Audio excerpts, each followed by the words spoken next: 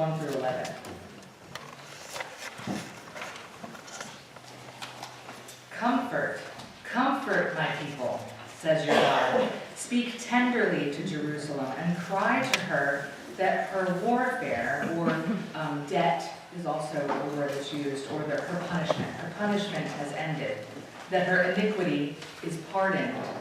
If you remember last week we talked a lot about confessing sin and owning up to our own iniquity.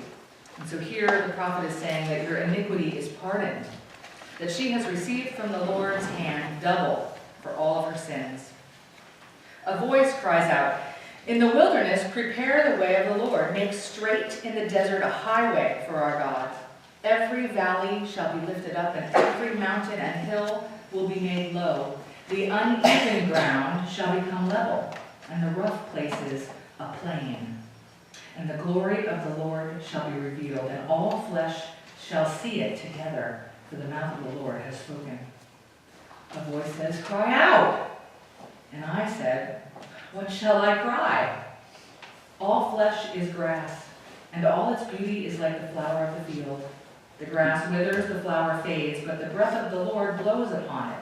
Surely the people are grass. The grass withers, the flower fades, but the word of our God will stand forever. Get you up to a high mountain, O Zion, herald of good tidings. Lift up your voice with strength, O Jerusalem, herald of good tidings. Lift it up, fear not. Say to the cities of Jerusalem, behold your God. Behold, the Lord God comes with might, and God's arm rules for him. Behold, God's reward is with him, and his recompense before him. God will lead his flock like a shepherd. God will gather her lambs into her arms. God will carry them in her bosom, and gently lead those that are with young. The word of the Lord.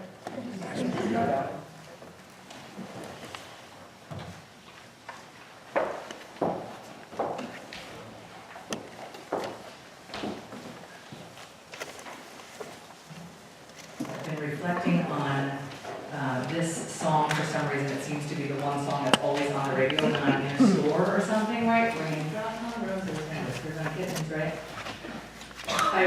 I always flip verses together, and then I start singing half of one verse with the other. When I was trying to figure out, so I had to actually look it up yesterday, and then I got on this long tangent about this song, and trying to figure out why is it a Christmas song, but why is it on all the radios, right? I mean, other than the brown paper package is tied up with strings. All right, okay, I'll give you that. The warm woolen mittens, right? All right, it's winter time, right? These are a few of my favorite things, I guess, right? So until this year, I never really understood why this was a Christmas song. It's not a Christian song. I mean, like I said, you got the packages, you got the mittens, right? It's from The Sound of Music in my tangent yesterday, and the scene is not a Christmas scene. It's a thunderstorm, and she's trying to make the kids feel better when it's scary and unsettling outside, right? I will also tell you that Julie Andrews sang it on a Gary Moore's Christmas special. And that is the answer, right there. Why it's a Christmas song, forever. So I'll give you that there are aspects of the holidays, right, we all know that are really hard, particularly for people who are suffering, who are alone, right? If you're in pain, if you're longing for comfort in any way, the holidays are often difficult. And one of the great ways, I spent a lot of time thinking about this song. One of the ways to find comfort when you are uncomfortable is to think about things, to turn your attention away from your worries and your circumstances. Stop thinking about yourself, and instead think about the things that do bring you comfort, right? Raindrops on roses don't do it for me, right? And maybe they do for you, and you know what? That's cool. What I'm saying is my list would include things like soup by a fireplace, right? Or a glass of wine while I'm making dinner. Like, those are things that make me. I love the sound actually of Dan and Joe and or laughing, right? Those would make my list, right? We all have things. We have things in our life that make us smile, not just outside but inside, right? Those things, that's what makes that list. Right? And so, as I've heard the song in stores and on the radio, I've realized this year that the song is actually calling us to remember things that are peaceful, even when we and our world is not at peace. It calls us to find comfort when we're unsettled. Now, I have no idea what the list would be for the people who first heard Isaiah's words that I read just now, right? What I do know is that they had actually had the dog bite, right? The bee sting. The first 39 chapters, so before I read today, the first 39 chapters were written 20 years before the northern kingdom was captured by Assyria. Dog bite, right?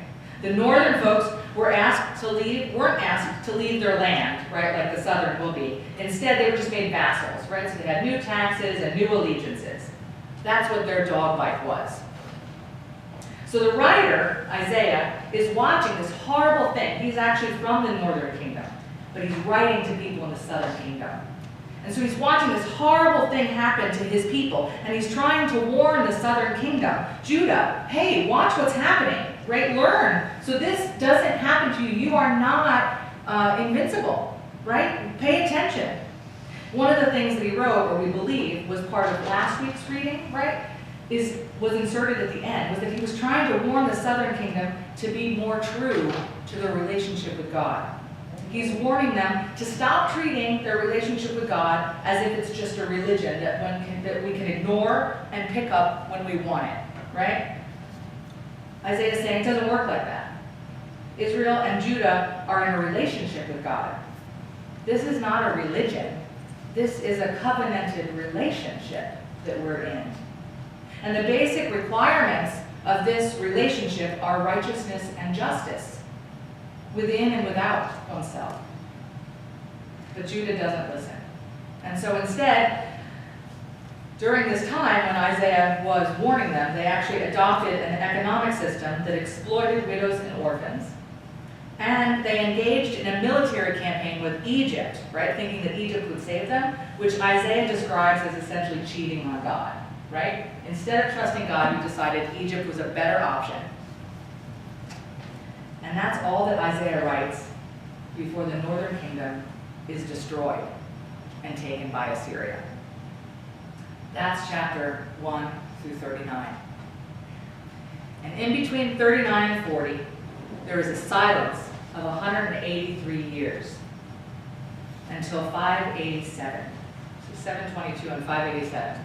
Those are really like the only dates you need to know about the Bible. I'm not kidding, because we don't really know when Jesus was born, somewhere around 0, because we say so, right? 722, 587. 587, the southern kingdom suffers the bee sting. A worse blow than the northern kingdom. It is in Assyria this time, because somewhere in that time frame, Babylon beat Assyria. And Babylon is in control of the world now. And Babylon doesn't just make Judah a vassal. It's not just more taxes and different allegiances. Babylon defeats Judah, the southern kingdom, destroys the temple in Jerusalem, and then forcibly removes the people from their homeland. The bee sting's much worse than the dog bite. They lived this way for 50 years. And then finally, comfort comes. King Cyrus, who was the king of Babylon, decided enough is enough.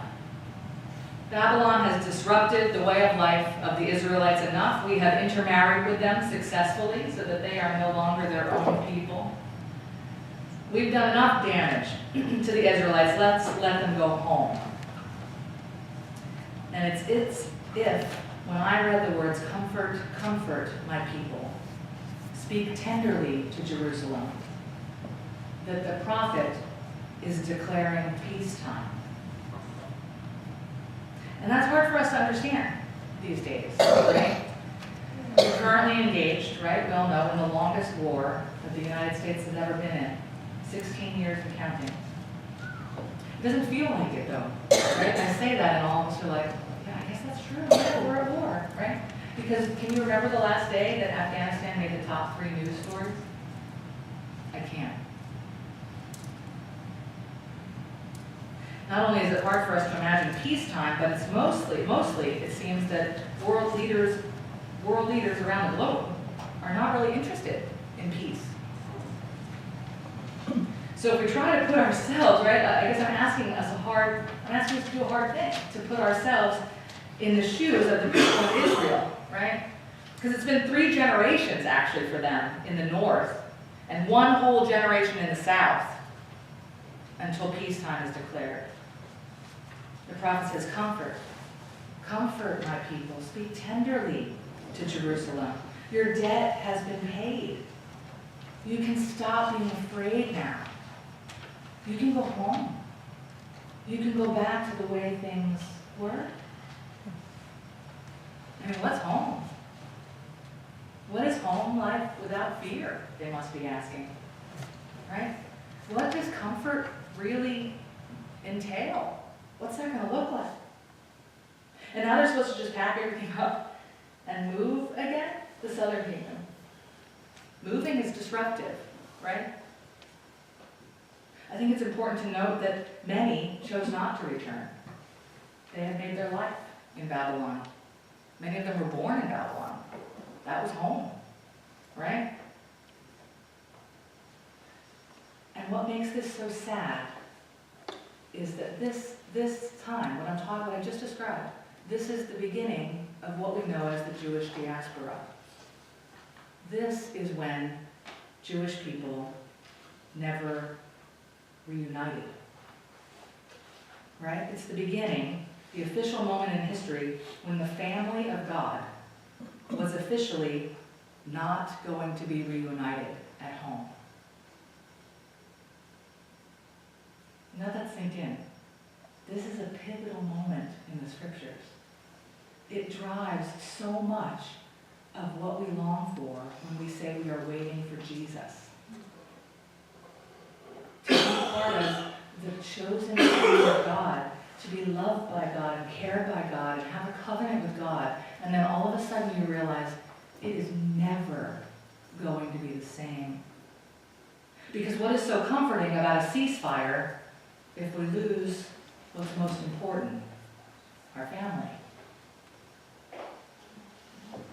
But the writer still thought it was important. The writer says, no, I know your feeling. How can it be comforting?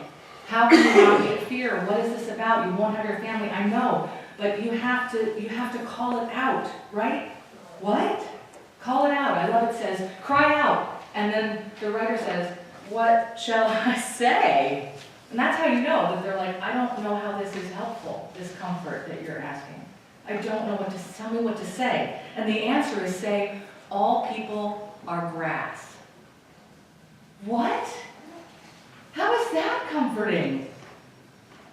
Yes, the grass withers and the flowers fade, but the word of our God, the breath of our God, the faithfulness of our God will stand forever. And the writer keeps on going. Climb the high mountain, right? Be the bearer of good news. This is good news. Lift up your voice. Don't be afraid. Say to the cities of Judah, say to those who are worrisome and fearful, who are sad and unsettled, your God is with you here, now. God will lead you like a shepherd leads his sheep.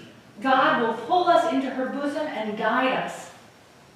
Turn your attention away from your worries, your circumstances. Stop thinking about yourself. You are like grass, and grass withers. God does not wither. Get some perspective. 2 weeks ago, we created an Advent wreath together, or Advent calendar. I said it was going to be a clock, now it's a calendar. I hope you're using it. I'm using it. Our family is reading them out to cut, and there's more in our text if we don't have one. I essentially asked you to tell me things that you do when you feel unsettled. What are the things that you do in your life? And there's fantastic suggestions, right? And so there's one every day to do. Because you know what, guys? Our world is a little unsettled right now. We could use these suggestions, right? 2 of you wrote, in different ways, essentially, get some perspective when the world is unsettled.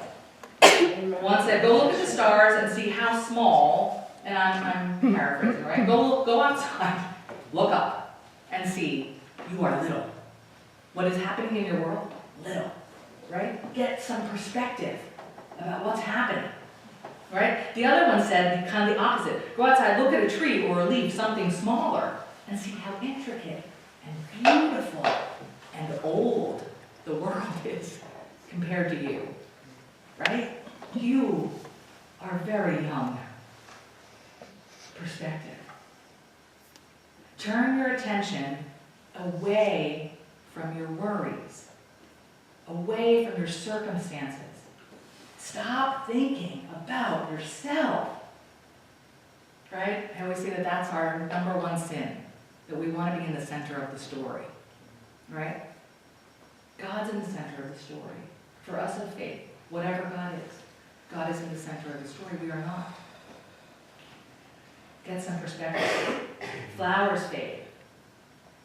We will fade, everybody. God will not fade. God loves us. God leads us like a shepherd leads his flock, is what it says. And if we didn't like that image, it says God will pull us into her bosom and guide us. Get perspective. And so as we walk into the second week of unsettled Advent, inside perhaps, outside most certainly, right? Might we find a way to gain perspective and let that offer us comfort. Amen.